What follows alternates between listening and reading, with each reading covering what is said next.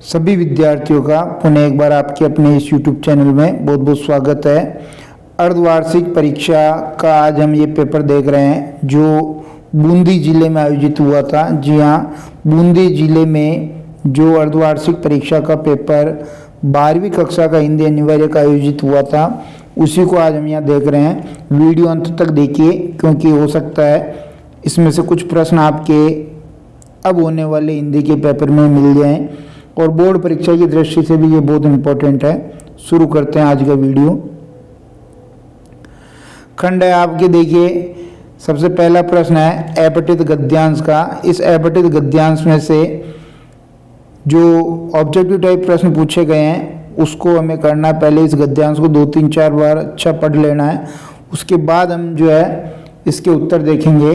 तो सबसे पहले कहा इसने उपयुक्त गद्यांश का उचित शीर्षक क्या है, तो इसको पढ़ने से पता चल रहा है कि इसका उचित शीर्षक हमारी संस्कृति का मूलाधार अहिंसा है। और अहिंसा का दूसरा स्वरूप क्या है? अहिंसा का दूसरा स्वरूप है त्याग। अहिंसा का दूसरा स्वरूप क्या है? त्याग। उसके बाद देखिए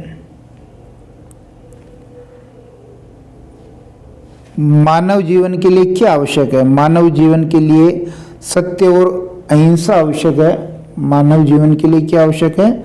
सत्य और अहिंसा आवश्यक है। ऑप्शन नंबर 2 सही हो जाएगा।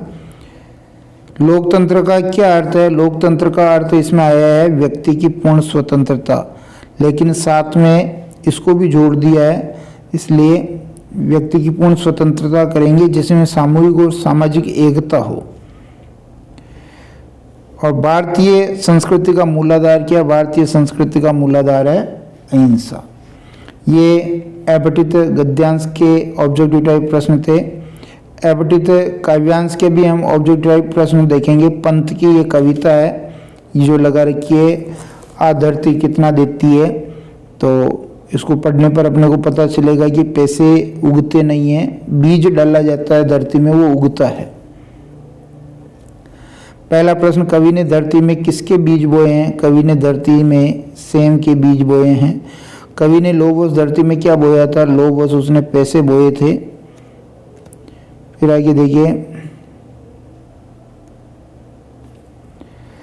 कवि किसके महत्व को नहीं समझ पाया? कवि जो है धरती के महत्व को नहीं समझ पाया था, क्योंकि धरती कितना देती है वो नहीं जानता था। रत्न प्रसवनी किसे कहा गया? रत्न प्रसवनी धरती को, वसुधा को कहा गया है। और धरती का पर्यायवाची शब्द कौन सा है? धरती का पर्यायवाची शब्द वसुधा है। ठीक है, ये 5 प्रश्न आपके काव्यांश में से थे। अब अगला प्रश्न रिक्त स्थान वाला है। रिक्त स्थान में देखेंगे हिंदी खालिस्तान लिपि में लिखी जाती है, देवनागरी लिपि में। कौन सी लिपि? देवनागरी लिपि में हिंदी लिखी जाती है। मौन गदा वाक्य में लक्षणा शब्द शक्ति है। कौन सी? लक्षणा शब्द शक्ति। विचारों के प्रकटीकरण के लिखित व मौखिक माध्यम को क्या कहते हैं? भाषा कहते हैं। और पीपर पात सरिस मन डोला पंक्ति में देखिए, वैसे तो ये सरिस शब्द आ रहा है, ये उपमा अलंकार में होता है, लेकिन ध्यान दीजिए यहाँ पर पीपर का प और पात का प, यहाँ वर्णों की आवृत्ति होने से अनुप्रास अलंकार भी हो सकता है, अनुप्रास अलंकार भी हो जाएगा। उसके बाद देखिए वर्णों की बार बार आवृत्ति को, वर्णों की बार बार आवृत्ति को क्या कहते हैं? अपन अनुप्रास कहते हैं। वर्णों की बार बार आवृत्ति होती है। और वर्णों के सार्थक समूह को क्या कहते हैं? वर्णों का सार्थक समूह शब्द कहलाता है। वर्णों का सार्थक समूह क्या कहलाता है? शब्द कहलाता है। ठीक है, इसके बाद देखिए आपके अति लघुतरात्मक प्रश्न है। अति लघुतरात्मक प्रश्न में जूही की कली किसकी रचना है? जूही की कली सूर्यकांत त्रिपाठी निराला की रचना है। ठीक है, भक्तिन का वास्तविक नाम क्या था? भक्तिन का वास्तविक नाम या तो ऐसे लक्ष्मी लिखेंगे या लक्ष्मी। मेंढक मंडली का दूसरा नाम क्या था? मेंढक मंडली का दूसरा नाम था इंद्र सेना। फिर है सिंधु सभ्यता के नगरों के नाम बताइए। बहुत बार हर पेपर में प्रश्न रिपीट हो रहा है, हड़प्पा और मोहनजोदड़ो।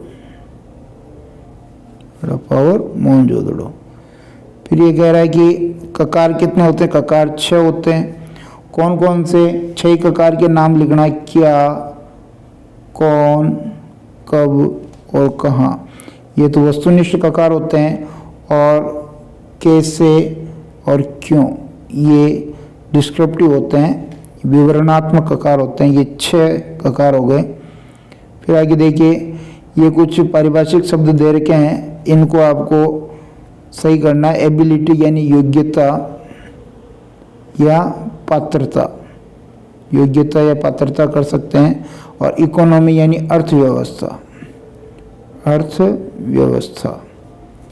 फिर ध्यान दीजिए, इलाहाबाद के जन्मदाता हरिवंश राय बच्चन, हरिवंश राय बच्चन।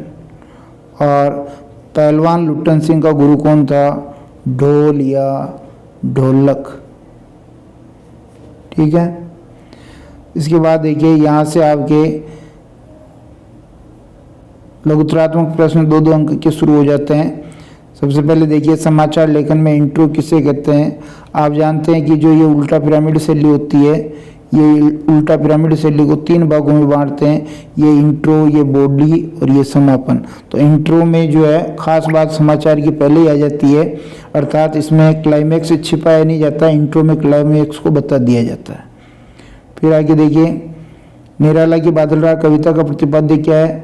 ध्यान दीजिए, बादल राग है, उसके द्वारा जो शोषित वर्ग है, किसान मजदूर वर्ग है, वो क्रांति करने वाले हैं, अर्थात उन्होंने जो है दुख और तकलीफें अब उनके बर्दाश्त के बाहर हो गई है, इसलिए वो जो वर्ग उनका शोषण कर रहा है उनके खिलाफ वो क्रांति करेंगे। क्रांति करने वालों का प्रतीक बादल को कहा है। शहर से स्वीकारा कविता का मूल भाव लिखिए। तो शहर स्वीकारा में विरोधाभास दिखाई देता है कि जो भी है, जो उसके प्रियतम को प्यारा है, ईश्वर को प्यारा है, उसने उसको शहर से स्वीकार लिया है। और बाजार का जादू कब सबसे ज़्यादा चलता है, जब मन खाली होता है, तब मन जब खाली होता है तो बाजार का जादू सबसे ज़्यादा चलता है। और चार्ली सबसे ज़्यादा स्वयं पर कब हंसता है। जो चार्ली चैपलिन वाला आपके पाठ लगा रखा है, उसमें आपको ध्यान होना चाहिए कि जब वो सबसे ज़्यादा गर्वोन्नत होता है, जब वो सबसे ज़्यादा आत्मविश्वास से लवरेज होता है, यानी सबसे ज़्यादा आत्मविश्वास होता है, आत्मविश्वास से लवरेज भरा हुआ। और जब सफलता और सभ्यता, सफलता और सभ्यता, संस्कृति, ये सब जो है वो दिखाना चाहता है, तब वो जो है सबसे ज़्यादा स्वयं पर हंसता है। फिर आगे देखिए, सिल्वर रीडिंग कहानी में लेकर क्या कहना चाहता है। दो पीढ़ी के बीच, दो पीढ़ी जो है उसके बीच वैचारिक द्वंद्व को दिखाया है। वैचारिक द्वंद्व है ये इस कहानी के माध्यम से दिखाने की कोशिश की है। उल्टा पिरामिड शैली को स्पष्ट कीजिए। अभी मैंने ऊपर बता ही दिया, ये उल्टा पिरामिड शैली होती है। 3 भाग होते हैं, इंट्रो, बॉडी, समापन। समाचार जब लिखा जाता है तो सबसे पहले इंट्रो लिखा जाता है। इंट्रो में सारी जो जानने योग्य बातें होती है वो सब पहले बता दी जाती है। बॉडी में उससे कम महत्व की बात लिखी जाती है और समापन को जो है छोटा बड़ा किया जा सकता है। फीचर किसे कहते हैं। फीचर सुव्यवस्थित, आत्मनिष्ठ और सृजनात्मक लेखन है, ये फीचर कहलाता है। फिर खंड समय दीर्घ उत्तरीय प्रश्न थे। तो दीर्घ उत्तरीय प्रश्न में देखिए, आत्मपरिचय कविता ये हरिवंश राय बच्चन की है, उनके हृदय के उद्गार लिखने हैं। उषा कविता में एक बिंबों का प्रयोग किया गया, जबरदस्त बिंबों का प्रयोग किया गया, ग्रामीण बिंबों का प्रयोग किया गया, वो लिखना है। नमक कहानी जो है मूल संदेश पर प्रकाश डालती है। ये बिल्कुल सही है कि जो है जमीन पर सरहद खींची जा सकती है, सीमाएं खींची जा सकती है, लेकिन मन में आप किस प्रकार विभाजन की रेखा खींच सकते हैं, कतई नहीं खींच सकते। बाजार दर्शन देखिए, बाजार दर्शन जैनेन्द्र का निबंध है। बाजारीकरण की प्रवृत्ति को इसमें आपको बताना है। सिल्वर वेडिंग कहानी पारिवारिक मूल्यों के ह्रास की कहानी है, इसको बताना है। और महादेवी वर्मा भक्तिन स्त्री विमर्श की कहानी है, इसको लिखना है। फिर आपको निराला या शमशेर बहादुर सिंह में से किसी एक के जीवन परिचय पर प्रकाश डालना है। उसके बाद देखिए ये खंड द में आपकी व्याख्या है और ये व्याख्या आ गई आपके, ध्यान दीजिए। सारी मुश्किलों को धैर्य से समझे बिना, और बहुत ही अच्छी ये व्याख्या है, आपको पता है बहुत अच्छा पाठ है। और इस पाठ में से आपके और भी क्वेश्चन आ सकते हैं। कुंवर नारायण जो है इसके रचनाकार हैं, यहाँ से ये ली गई है। बात सिद्धि थी, और एक और कविता है इनकी, दोनों कविताएं बहुत अच्छी है। उसके बाद देखिए